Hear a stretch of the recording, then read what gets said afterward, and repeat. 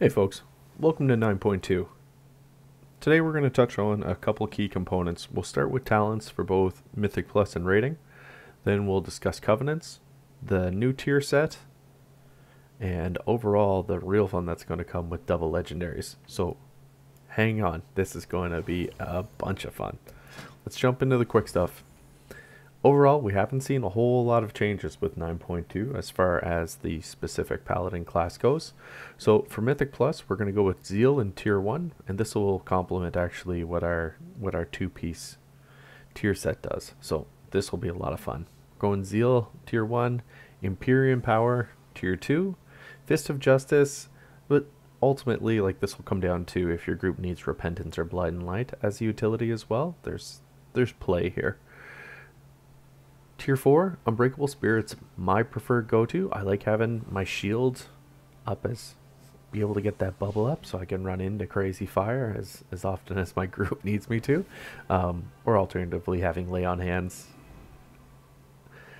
Alternatively, you can go with Cavalier if you're experiencing the pain that comes with being the slowest member of the group. Tier 5, Seraphim is the preferred go-to, and it's actually really satisfying when you're able to get that rolling. Tier 6, you can play with a few of these differently, but Healing Hands is the recommended go-to. Really it just depends on what the missing health is as far as the benefit to the group. But having Word of Glory's healing increased by up to 100% actually is super beneficial, and that's the real benefit of taking a hybrid class into Mythic Plus. And then finally, Final Reckoning is the recommended go-to as far as Mythic Plus builds go. Now, if you're going to play a little bit more of a raid-focused build, you can go with Zeal or you can go with Execution Sentence. It really just kind of comes down to what your preference is. Zeal is passive.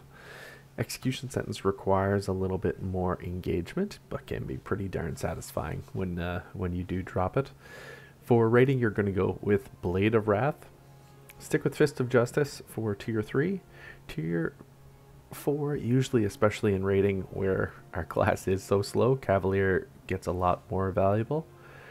Stick with Seraphim, Healing Hands, and Final Reckoning overall for your final 3 tiers from a build perspective.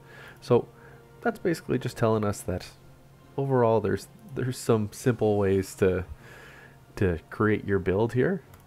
Ultimately, if you stick with Zeal, you really only have that one talent that you need to manage between Mythic Plus and Rating. Ret is going to probably continue to be a little less sexy in terms of Mythic Plus, just because our burst is so high. When we do go to pick up a mob, it's not uncommon for Ret to be stealing aggro off the tank. So that's always going to impact our desirability a little bit. Now, let's get into a little bit of the fun. So overall, Retribution is going to benefit really well from the new tier set in patch 9.2. If you're less familiar with it, there's a new raid coming, Eternity's End, and each class will start to benefit from the tier sets that correspondingly drop from them. And what we will see is that when Ret Paladin does get their 2-piece set, you start to benefit from Art of War. So Art of War, if you're less familiar, your auto attack has a 12% chance to reset the cooldown of Blade of Justice. So you'll see it happen every once in a while. Basically, you get that Blade of Justice. You'll see on your screen a proc here. Take advantage of that as much as you possibly can.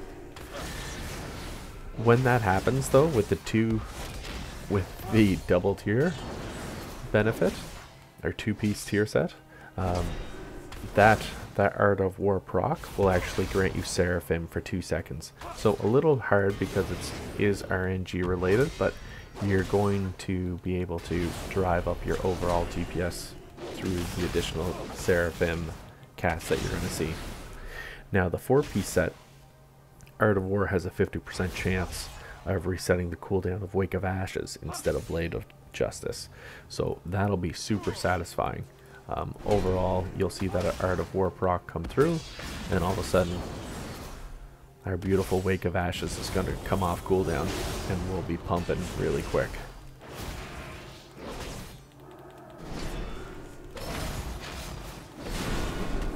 So Ret's going to continue to be in a real solid spot here.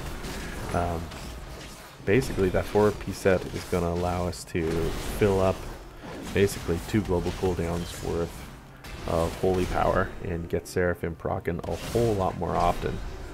It's really going to allow us to focus on driving out some high priority abilities like our Templar's Verdict, and it's going to be really helping our throughput. The frequency of Wake of Ashes being up more often is going to be super satisfying, so keep that in mind, because dropping that really just feels darn good.